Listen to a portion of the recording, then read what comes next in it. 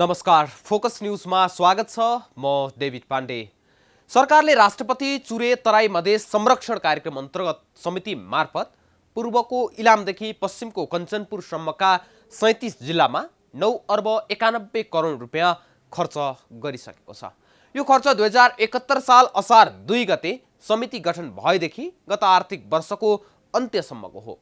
चुरेको दोहन अत्याधिक बढेपछि तत्कालीन राष्ट्रपति रामवरण यादवले कार्यक्रमको सुरुवात गरेका थिए।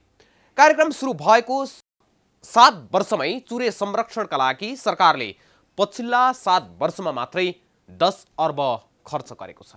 जुन हिसाबमा चुरेको लागि बजेटको खोलो बगाइएको छ त्यो अनुसार संरक्षण भने हुन सकेको छैन। तर मास्टर प्लान नै बनाएर थोरै जनशक्तिका बीच पनि समितिले चुरे संरक्षण गर्न लागि परेको छ। आजको फोकस न्यूज चुरेको संरक्षणमा भएका काम कारबाहीको विषयमा केन्द्रित हुनेछ।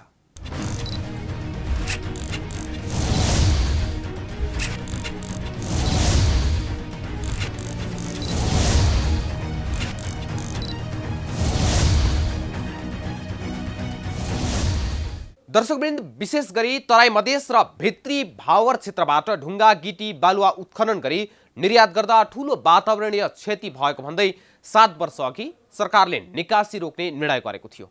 तत्कालीन व्यवस्थापिका संसदको प्राकृतिक स्रोत र साधन समितिले स्थलगत अध्ययन गरेर दिएको सुझावका आधारमा 2071 जेठ 29 को मन्त्री परिषदले निर्यात रोक्ने निर्णय गरेको थियो। तर योभन्दा अगाडिको सरकारले चुरेबाट ढुङ्गा गिटी निकासी गरी व्यापार घाटा कम गर्ने योजना बनाएको थियो। तर अहिले अध्यादेश मार्फत बजेट ल्याउँदै उक्त योजनालाई अहिलेको सरकारले खारेज गरिदिएको छ। चुरो संरक्षण हुँदैन कि भन्ने चिन्ता अब भने हटेको छ। तर जुन गतिमा चुरे संरक्षण हुनुपर्ने हो त्यो अनुसार भने भएको छैन।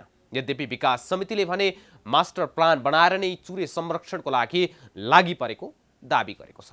हेरौँ यो रिपोर्ट।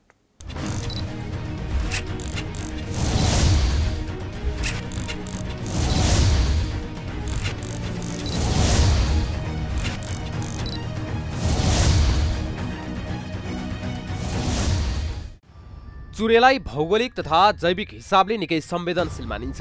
यसलाई संरक्षण गर्न भनेर नै सरकारले वर्षेनी अर्बौं रकम खर्च गरिरहेको छ। यद्यपि जुन प्रकारले त्यसको संरक्षण हुनुपर्ने हो त्यो अनुसार भने भएको छैन, जसले गर्दा चुरे दोहन निरन्तर भइ नै रहेको छ।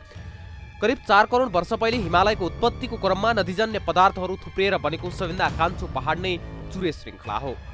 पश्चिममा पाकिस्तानको इन्डस नदीदेखि पूर्वमा भारतको ब्रह्मपुत्र नदीसम्म फैलिएको चुरे श्रृङ्खला शिवालिकको नामबाट पनि चिनिन्छ। नेपालमा पूर्व इलामदेखि पश्चिम कञ्चनपुरसम्म 37 वटा जिल्लाहरूमा फैलिएको र कुल भूभागको 12.78% चुरे क्षेत्रमा पर्छ। अधिकांश ठाउँमा तराईको भूभाग सकिएर माथि उठेको भूभाग तथा महाभारत क्षेत्रको भूभागबाट ओर्लिँदा भेटिने अन्तिम पहाडका रूपमा चुरे पहाड रहेको छ। सामान्यतया पूर्ण रूपमा नखाँदिएको कुकुलो पत्रे चट्टान भएको र महाभारतबाट बग्ने नदीहरू यही चुरे क्षेत्र भई तराईतर्फ बग्ने हुँदा प्राकृतिक रूपले यो क्षेत्र अत्यन्तै संवेदनशील रहेको छ। सरकारले 2071 सालदेखि चुरे संरक्षणको लागि राष्ट्रपति चुरे तराई मधेस संरक्षण विकास समिति नै गठन गरेर चुरेको संरक्षणमा अर्बौं रकम खर्च गरिरहेको छ। यो समितिले अहिलेसम्म चुरे क्षेत्रको संरक्षणका नाममा 9 अर्ब 21 करोड 15 लाख रुपियाँ खर्च गरिसकेको छ। बहुपक्षीय संरचना सहित नेपाल सरकारले 2071 असार 2 गते समिति गठन गरेको थियो। यो समिति मार्फत आर्थिक वर्ष 2073-74 मा 1 अर्ब 84 करोड, 2074-75 मा 1 अर्ब 82 करोड, 2075-76 मा 1 अर्ब 64 करोड र 2076-77 मा 1 अर्ब 67 करोड बजेट उपलब्ध गराइएको थियो। 2077-78 मा 1 अर्ब 55 करोड बजेट विनियोजन गरिएको थियो। आर्थिक वर्ष 2073-74 मा आयोजनामा 93.2%, 2074-75 मा 90.8%, 2075-76 मा 95.07% र 2076-77 मा 91.63% भौतिक प्रगति भएको थियो। अहिले डाक्टर किरण पौडेलको नेतृत्वमा राष्ट्रपति चुरे तराई मधेस संरक्षण विकास समितिले काम गरिरहेको छ। समितिका सदस्य सचिव बद्रीराज ढुङ्गानाले मास्टर प्लान बनाएर नै चुरे संरक्षणमा लागि परेको दाबी गर्छन्। उनले मास्टर प्लानमा वन अतिक्रमण नियन्त्रण गर्ने, क्षति भएका क्षेत्रमा पुनरुत्थान गर्ने, भिरालो कृषि भूमिमा बाली विस्तार गर्ने, जैविक विविधताको संरक्षण गर्ने लगायतका विषय समेटिएको बताउँछन्। अब यो संरक्षणको प्रक्रिया भनेको के हो भन्दाखेरि संरक्षण र विकासलाई हामीले सन्तुलित रूपमा लानुपर्ने हो।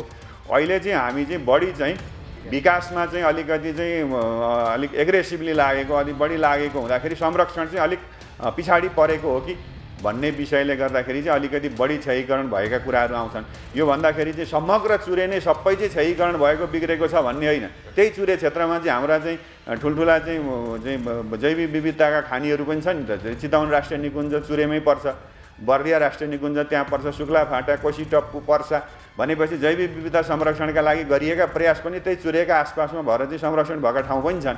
तर जहाँ मानवीय गतिविधि बढी छ त्यहाँ अलिकति क्षयीकरण चाहिँ देखिने गरी चाहिँ महसुस हुने गरी अलिक बढी नै भएको छ। र यो पछिल्लो समय अरू जलवायुजन्य प्रकोपहरू, यो पानी पर्ने प्रक्रियाहरू त्यसले चाहिँ मा पनि केही परिवर्तन भएको भन्ने किसिमले गर्दाखेरि चाहिँ ठुलो पानी पर्दाखेरि चाहिँ गरेर बग्ने चुरे चाहिँ त्यो खालको क्षयीकरण हुने कुरो चाहिँ अलिकति बढेको चाहिँ वास्तविकता हो। चुरेको नाजुक भू बनोट, माटोको कमजोर प्रकृति, जैविक विविधतामा ह्रास र छोटो समयमा सघन वर्षा लगायतका कारणले अति संवेदनशील मानिन्छ। चुरे भू बनोटको हिसाबले कमलो भएकाले मानवीय तथा भौगोलिक कारणले पनि पहिरो तथा भूक्षय हुने गर्छ। यसलाई नियन्त्रण नगर्ने हो भने तराई नै मरुभूमीकरण हुने सदस्य सचिव ढुङ्गाना बताउँछन्। चुरेभन्दा माथिको महाभारत पर्वत श्रृङ्खलामा हुने गतिविधि पनि चुरे र तराई मधेससँगै जोडिएको छ। चुरेको संरक्षण गर्न सकिएन भने पारिस्थितिक प्रणालीमा पनि नकारात्मक असर पर्ने उनको भनाइ छ। अब चुरेको चाहिँ यो इन्डो ग्याङ्गेटिक प्लेन है, जुन चाहिँ हाम्रो चाहिँ भूगर्भविदहरूले उसले चाहिँ जियोलोजिस्टहरूले भन्दाखेरि चाहिँ 33 चाहिँ माथि चाहिँ ठोकिएर चाहिँ यो बनेको चाहिँ हिमालय पर्वत श्रृङ्खला चाहिँ दुईवटा प्लेटहरू ठोकिएर बनेको अनि त्यसबाट चाहिँ बगेको चिज हो भनेपछि यो प्लेन बन्ने क्रममा यो जुन जो जियोलोजिकल प्रोसेसमा हजारौँ लाखौँ करोडौँ त्यो हाम्रो मान्छेको चाहिँ आयुले त्यसलाई गणना हुँदैन। त्यो क्रममा चाहिँ त्यहाँबाट बगेर गएको चिजले मैदान बनेको हो होइन, गङ्गाको प्लेन त्यो।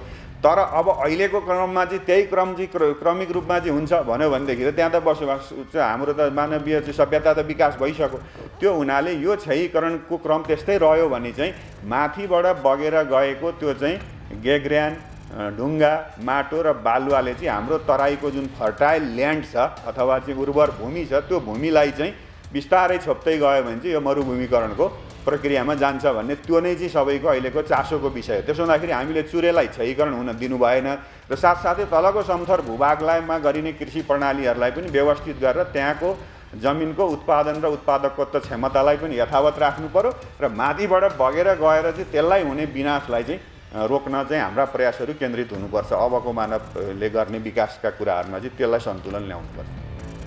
अहिले जनसङ्ख्याको चाप, अवैज्ञानिक खेतीपाती, अति चरीचरण वा छाडा पशुपालन, अव्यवस्थित बसोबासले गर्दा वन विनाश र प्राकृतिक स्रोतको दोहन अत्याधिक हुँदा चुरे दोहन लगायत समग्र तराई क्षेत्रमा प्रतिकूल असर परिरहेको छ। यिनै समस्यालाई ध्यानमा राखेर आर्थिक वर्ष 2066-67 देखि राष्ट्रपति चुरे संरक्षण कार्यक्रम सुरुवात भएको थियो। चुरेका समस्या हटाउन र विनाश रोक्न आयोजना सञ्चालन, समन्वय र सहकार्य गर्ने गरी एकीकृत कार्यक्रम कार्यान्वयन गर्न कार्यक्रमको थालनी भएको थियो। नेपाल सरकारबाट चुरे तराई मधेसको संरक्षणका लागि 20 वर्षीय गृहयोजना 2074 जेठमा स्वीकृत भएको थियो। यो आयोजना आर्थिक वर्ष 2074-75 देखि आर्थिक वर्ष 2093-94 सम्म साल बसाली कार्यक्रमको रूपमा रहने गरी तय गरिएको छ। सुरुको 4 वर्ष 2070-71 सम्म वन तथा भू संरक्षण मन्त्रालयको वन विभाग र भू तथा जलाधार संरक्षण विभाग मार्फत कार्यक्रम सञ्चालन गरिएको थियो। आर्थिक वर्ष 2066-67 को सुरुमा प्राथमिकता प्राप्त आयोजनाको रूपमा चुरे संरक्षण कार्यक्रमको थालनी भए पनि 2071 मा विकास समिति बनाएर नै प्रयास थालिएको हो। आर्थिक वर्ष 2070-71 देखि यो आयोजना राष्ट्रिय गौरवको आयोजनाको रूपमा सञ्चालन हुँदै आएको छ। यसले पूर्व इलामदेखि पश्चिम कञ्चनपुरसम्म चुरे र भित्री मधेसका 37 जिल्लामा कार्यक्रम सञ्चालन गर्दै आएको छ। यो आयोजनाले सुरुमा 1 अर्ब 24 करोड 64 लाख बजेट पाएको थियो। अहिले यसको संशोधित लागत 10 अर्ब 22 करोड रुपियाँ पुगिसकेको छ। कार्यक्रमले चुरे र त्यस क्षेत्र भएर बहने 164 नदी प्रणालीको नक्साङ्कन गरेको छ। ती नदीहरूमा तार जाली र तटबन्धन गर्ने, चुरे क्षेत्रमा वृक्षारोपण गर्ने, नदीलाई पुरानो भावमा फर्काउने लगायतका काम कार्यक्रम मार्फत हुँदै आएको छ। कार्यक्रमले पहिलो 5 वर्षको लागि 64 वटा नदी प्रणाली प्राथमिकीकरण गरेर काम गरिरहेको छ। गत आर्थिक वर्ष 2077-78 मा चुरे क्षेत्र भएर बहने 48 वटा नदी प्रणाली क्षेत्रभित्र कार्यक्रम कार्यान्वयन इकाइ मार्फत स्थानीय स्तरमा कार्यक्रम सञ्चालन भइरहेको छ।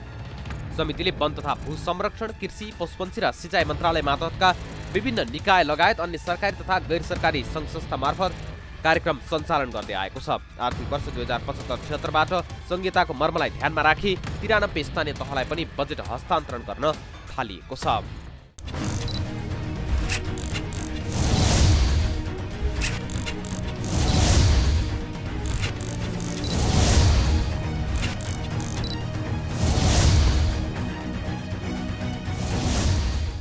चुरे तराई मधेस संरक्षण तथा व्यवस्थापन कार्यक्रमको गुरु योजना अनुसार अहिले काम भइरहेको छ। तर कामको प्रभावकारिताको विषयमा भने निरन्तर प्रश्न उठ्ने गरेको छ। प्राकृतिक स्रोत साधनको सही ढङ्गबाट उपयोग नगर्दा चुरे विनाश र तराईमा पानीका स्रोत सुक्ने समस्या बढिरहेको छ। त्यसलाई निरन्तर अनुगमन गर्न र निगरानी गर्न विकास समिति पनि चुकेको छ र स्थानीय प्रशासन पनि चुकेको छ। यी लगायतका विषयसहित उपस्थित हुनेछौँ एकैछिनको विश्रामपछि।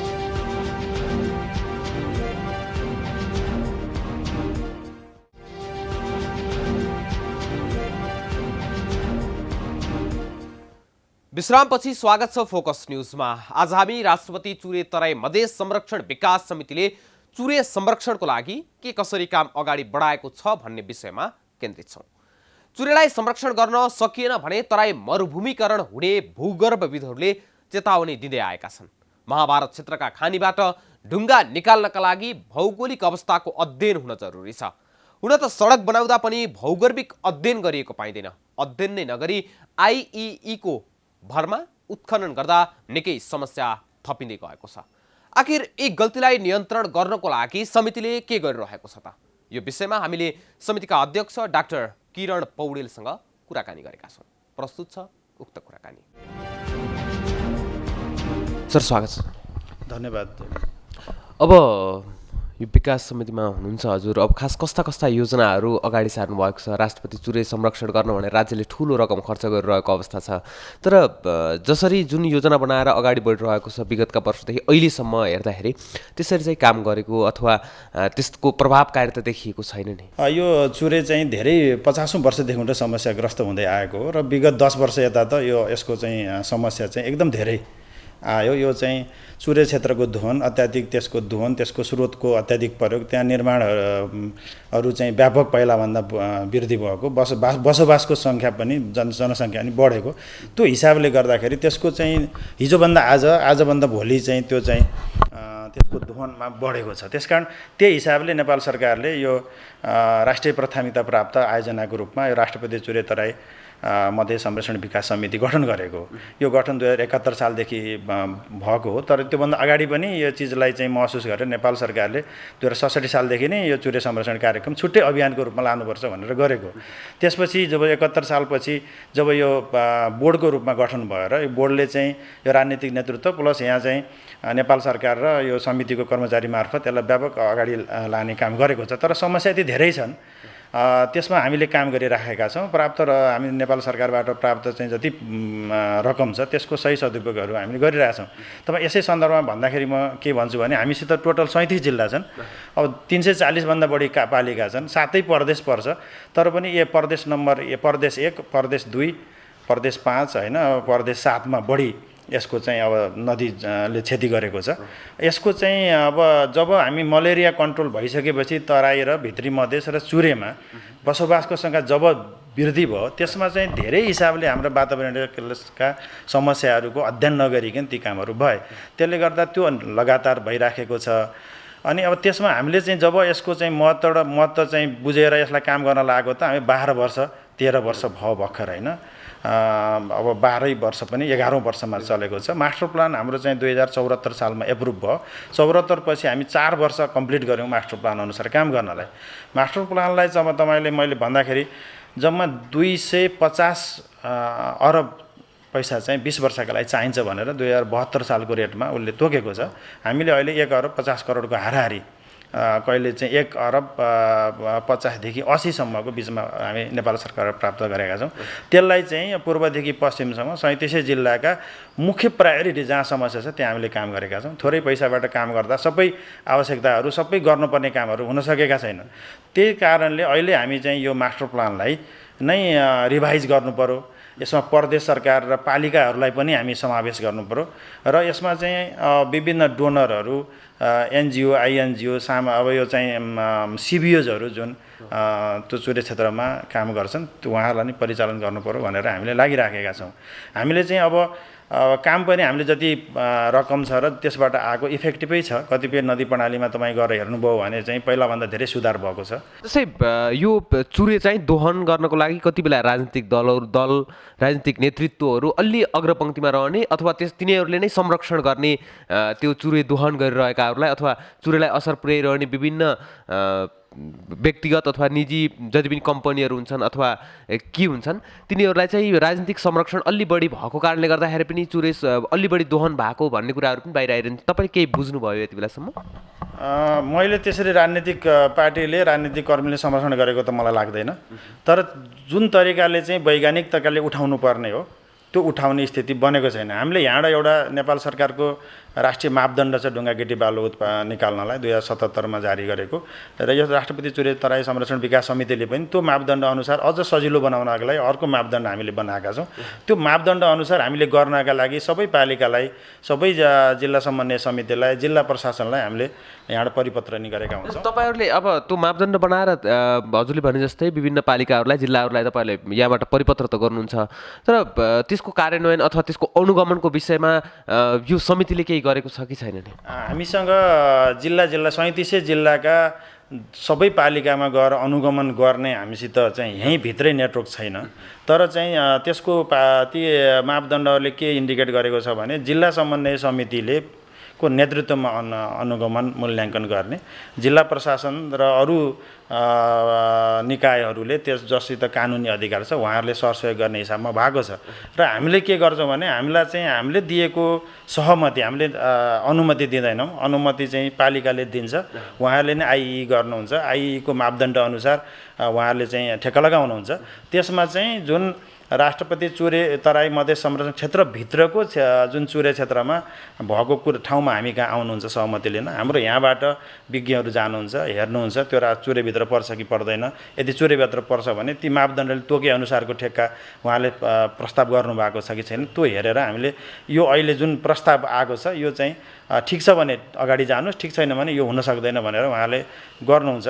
त्यसपछि हामीले उहाँलाई के छ भने त्यसको प्रतिवेदन त्यहाँ के कति चाहिँ उत्खनन गर्नुहुन्छ, कहाँ बेच्नुहुन्छ त्यो हामीले चाहिँ उहाँहरूसँग माग्छौँ। तर हामीले चाहिँ अबको बेला बेलामा पत्रपत्रिकामा आइराखेको हुन्छ यहाँ उत्खनन बढी भयो, दोहन बढी भएको छ, के हेरेको चुरेले भन्छ। हामी त्यसपछि पनि गएर त्यही पालिकालाई अनुरोध गर्छौँ, त्यहाँ जिल्ला समन्वय समितिलाई अनुरोध गर्छौँ, त्यहाँ गएर अनुगमन गरिदिनु पऱ्यो के भएको छ कसो भएको छ। त्यो अनुगमन उहाँहरूले गर्दाखेरि बेठिक देखियो भने हामी तुरुन्त हाम्रो सहमति चाहिँ अनुसार भएको छैन यसलाई रोक्नु भनेर हामीले फेरि परिपत्र गर्छौँ। हामी यसलाई पोलिसी लेभलमा हामीले काम गर्ने हो। हामीसित त्यो फिल्डमा गएर जनशक्तिले त्यो एसेसमेन्ट गरेर त्यसलाई चाहिँ कारबाही गर्ने हामीसित राइट पनि छैन चुरेमा अहिले। तपाईँलाई म फेरि यो विषयमा एउटा थप कुरा राख्न चाहन्छु। हामी चुरे अरू धेरै निकायहरूबाट बनाइएको ऐन कानुनबाट हामी काम गरिरहेछौँ। चुरे संरक्षण गर्न नदीको सुरुदेखि नदीको अन्तिम इन्डियन बोर्डरसम्म कसरी काम गर्ने भन्ने एउटा एकीकृत ऐन त्यसको पोलिसी छैन। त्यही कारण हाम्रो अहिले फोकस के छ भने चुरे संरक्षणमा एउटा छुट्टै पोलिसी चाहिन्छ, छुट्टै एकीकृत ऐन चाहिन्छ। त्यसका आधारमा हामीले चाहिँ अरू कामहरू गर्नुपर्छ भनेर हामीले नेपाल सरकारसँग यो रिक्वेस्ट गरेका छौँ। हामीले सुरु नै गरेका छौँ। यहाँबाट अनुरोध गरेर वन मन्त्रालय, वन तथा वातावरण मन्त्रालय हामीले चाहिँ झन्डै 1 महिना 1.5 महिना अगाडि नै हामीले अनुरोध गरेर पठाएका छौँ। छुट्टै कानुन बनाउनु पर्यो।